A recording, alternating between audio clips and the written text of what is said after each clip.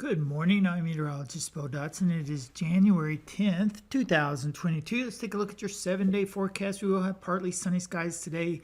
High temperatures in the 50s, that's well above our seasonal average of 40 degrees. Tonight, increasing clouds, patchy fog, patchy drizzle, low in the 40s. Tomorrow, thickening clouds, slight chance of a light shower, but look at those temperatures, highs in the 60s, well above seasonal averages. Tomorrow night, thunderstorm chances ramp up, especially after midnight. Some of those storms could contain hail. Lows well above average in the 50s.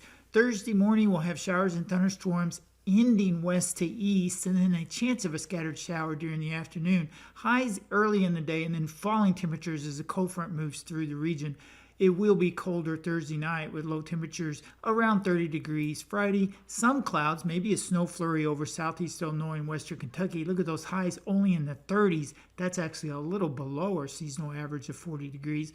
And then Friday night, low temperatures in the 20s. I may need to drop that 28 even lower, perhaps down into the low to mid 20s Friday night, Saturday morning. Saturday and Sunday, dry, high temperatures in the 40s. And then we'll watch for another chance of rain as we move into late Sunday night and especially on Monday. All right, with no weather concerns today, we do have that fog chance tonight with patchy drizzle, but the main story continues to be our next storm system. A fast-moving area of low pressure and cold front will sweep across the region late Wednesday night into Thursday morning, and this will bring some showers and thunderstorm chances. Now, the biggest question about this event is severe weather. The Storm Prediction Center continues to include our region in a level 1 marginal risk late Wednesday night and Thursday morning, mainly for hail, but they did mention some other aspects of it today. Let's move forward in time here and let's take a look at the Futurecast radar. Now we're getting into the higher resolution time frame for the models, so we'll switch over to the NAM. These lines you see, these squiggly lines, those are isobars, equal lines of pressure. Where they are tightly packed together, you can have strong and gusty winds.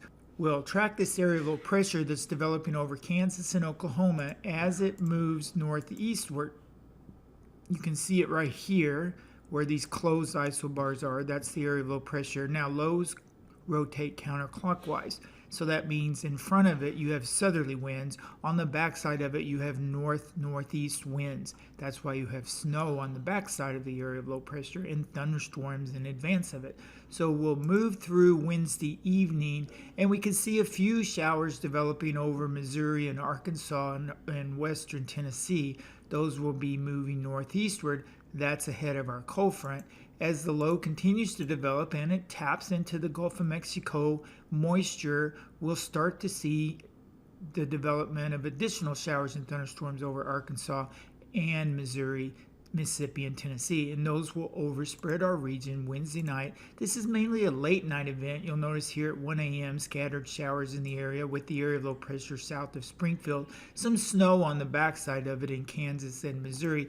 Not expecting a lot of snow with this, but if you have travel plans, you always want to check ahead to make sure that the road conditions are okay. Now, as we move into the 3 a.m. time frame, scattered showers and thunderstorms in our region. Here's the cold front. Here's the area of low pressure. Should pass right over our region, and then we'll move forward in time at 5 a.m. You can see a few brighter colors here, some embedded thunderstorms, and then the snow on the back side of it. We'll move through Thursday morning, and you can see the area of showers and a few thunderstorms continuing to push to the east-northeast. Now, we may have some wraparound rain as the low pulls away into Indiana as well. We'll keep an eye on that. And then the thunderstorm chances will diminish as we move through Thursday morning. Here's 10 a.m. A few more storms form right along the front and push across the region. Now let's look at some of the instability levels and talk about this severe weather threat. Okay, so one of the severe weather parameters that you will hear me talk about often is CAPE. And CAPE is basically available energy for thunderstorms to tap into. So just think of CAPE as energy, and thunderstorms feed off that energy. We have several types of CAPE: surface-based CAPE, most unstable CAPE, mixed layer CAPE. Surface-based CAPE is when we start to think about tornadoes and damaging wind. So the CAPE is much lower in the atmosphere. And thunderstorms tap into that, and we tap into the surface winds, we can have spin and tornadoes can develop, or damaging wind gusts. As you go higher up, we have what we call elevated CAPE. So elevated CAPE is basically the opposite of surface cape. You can have surface cape and elevated cape together, but if you don't have surface-based cape, typically we don't forecast tornadoes or damaging wind. So with this event, we will have both at times surface-based and elevated cape. The elevated cape concern would be thunderstorms tapping into that and producing hailstones. And so we do have a risk of hail late Wednesday night into Thursday morning, dime, nickel, quarter-size hail. Can't roll out severe thunderstorm warnings for the hail. We'll move through time here and we'll look at the cape as it develops over our region, 11 o'clock, 12 a.m. as we move into early Thursday morning. And you can see the cape increasing in value. These green colors and brighter colors are higher cape numbers versus the blue. And a lot of this cape arrives after the main line of thunderstorms has pushed across the region. So this raises questions about, will we have any severe weather at all? Will there be any surface-based cape, and can that tap into that? For now, I have hail in the forecast late Wednesday night and Thursday morning as the primary concern with this event. If the thunderstorms can tap into surface-based cape, then the forecast will have to change, and we'll have to start thinking about damaging wind gusts and tornadoes. The Storm Prediction Center has outlined our region in a risk of severe weather late Wednesday night and Thursday morning. I'll show you that in a minute, but first I wanted to show you this cape. You can also see the wind barbs here, and this is behind the front, northwesterly winds. In front of the front, southeast winds, eventually south, and then southwest right along the front. Here's the front right in here at 7 a.m. on Thursday morning. A lot of the thunderstorms have already pushed off to the east by this time. So will we have redevelopment in this region back here is what we'll have to monitor Thursday morning. Again, for now, I'm mainly concerned about hail. Let's take a look at the Storm Prediction Center's severe weather outlook. Okay, so here's what the Storm Prediction Center has outlined for a risk of severe weather.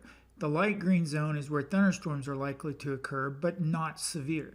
The dark green zone is the lowest level risk they have, a level 1 marginal risk. Yesterday they had it into the Boot Heel, touching Illinois and Kentucky. Today they extended it a bit farther to the northeast. The National Weather Service offices are talking about the potential for hail in our region late Wednesday night and Thursday morning, and I agree with that. The Memphis National Weather Service office, which covers the Boot Heel, Northwest Tennessee, has mentioned the risk of some damaging wind gusts. Again, that will depend on whether we have surface-based cape versus the elevated cape. Elevated cape is more of a hail risk. This is where the Storm Prediction Center currently has outlined. They have said that they're uncertain about the northern edge of this outlined area, which I agree with. There are questions about whether thunderstorms will be severe in our region. I do think we see some reports of hail based on the freezing level being below 10,000 feet and that elevated cape. That would make sense that we would have some threat of hail late Wednesday night into early Thursday morning.